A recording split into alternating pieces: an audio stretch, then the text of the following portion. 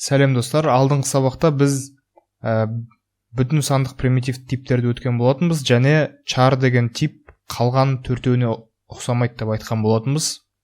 Енді сіздердің уақыттарыңызды алмау үшін мен алдын ала мынау char.java деген файлды создавать еттім. Енді бұның ішінде char типті C переменныйына 65 деген мәнді берейік, және бұны командная строкаға шығарып көрейік.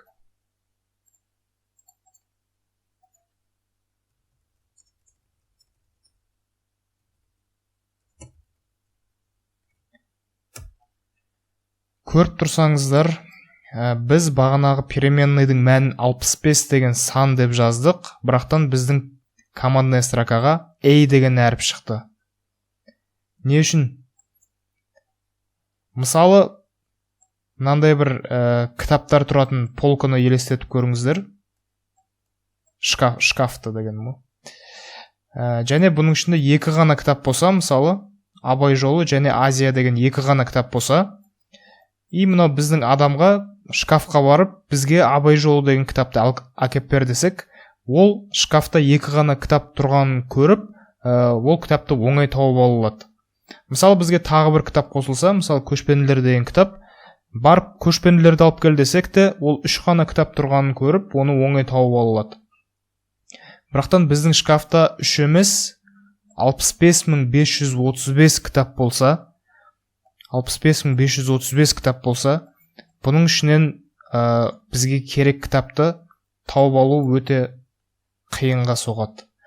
Сол үшін біз мысалы мынандай бір записная книжка арнасақ, және бұның ішіндегі әр кітаптың, мысалы мына жерде Абай жолы, Азия, көшпенділер, осы әр кітапқа тән бір сан берсек, мысалы Абай жолына 1, Азияға 2, көшпенділерге 3, сол сияқты әр 65535 кітапқа тән бір сан берсек, және бұл адамға барып бізге 63335 кітапты алып келші десек, ол мынау неден записная книжкадан ол недегі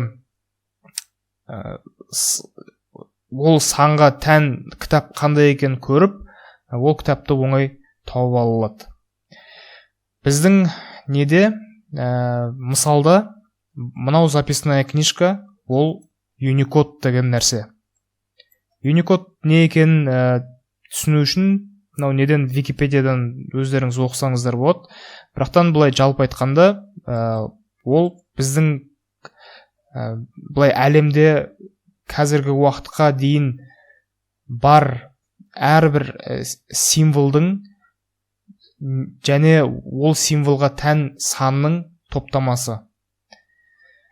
Мысалы, бағана біз анау char деген, C деген переменныйға 65 деген санды бердік, бірақтан ол бізге командная строкаға a деп шығарды, дұрыс па?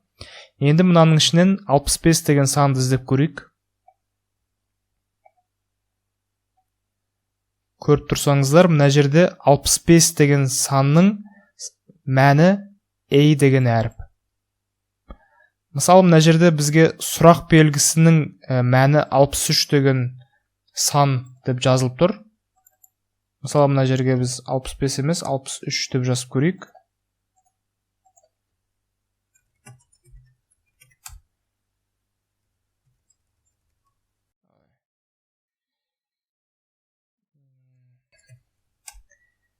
Және көріп тұрғандарыңыздай бізге сұрақ белгісі келді. Сұрақ белгісін шығарды командная строкаға. Болмаса, например, процент символы, болмаса доллар символы, бұның саны 36.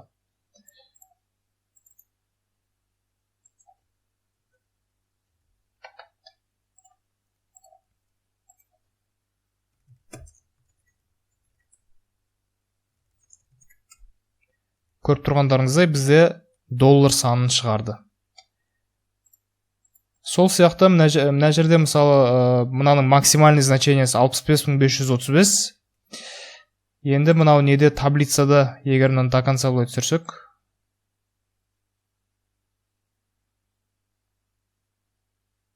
көріп тұрғандарыңыздай бізде мынау 65 мың 533 деп жазып қойыпты. Негізі бірақтан 65535 символ бар. Бірақ бұл 65535 символды жаттап алу нереально. Сол үшін бізге мынандай оңай жолы берілген. Мысалы, бағана біз A-ді жазу үшін 65 деп жаздық. Оны біз былай жазасақ та болады. Естеріңізде болса, переменналардың аттары бірдей қылуға болмайды деп жазған болатын. Сол үшін екінші переменныйдың атын C1 деп қойдық. Бағана 65-тің орнына біз жай ғана былай A деп жазасақ болады. Бірақ мынаның екі жағына мынандай екі кавычка қою керек.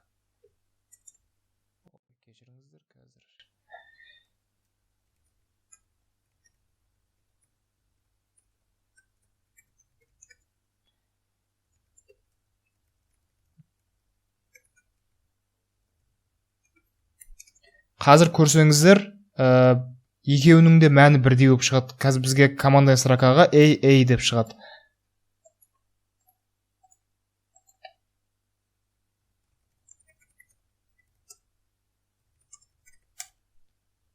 Көріп тұрсаңыздар, A деп шықты.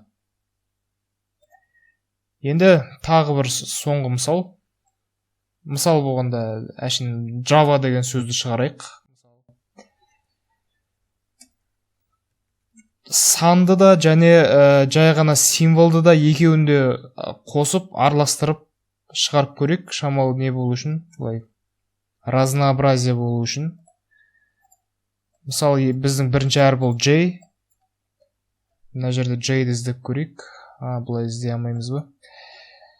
Так, хорошо. Қазір бағана A әріпі 65 болған болатын. Естеріңізде болса. Так. 65 J әрбінің коды 74. Бұны бұлай 74 деп жазайық. Екінші әріп A. Бұны бұлай әшін символ ретінде жазылайық кавычкамен. Үшінші әрбіміз V. V-ның коды 86.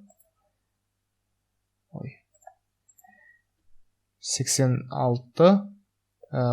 Оны да бұлай жазылайық. Және төртінші әріміз тағы да A.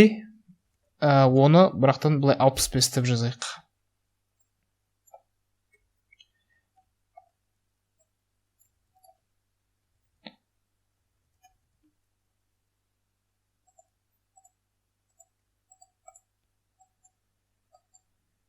Енді біздің консольге Java деген сөз шығу керек.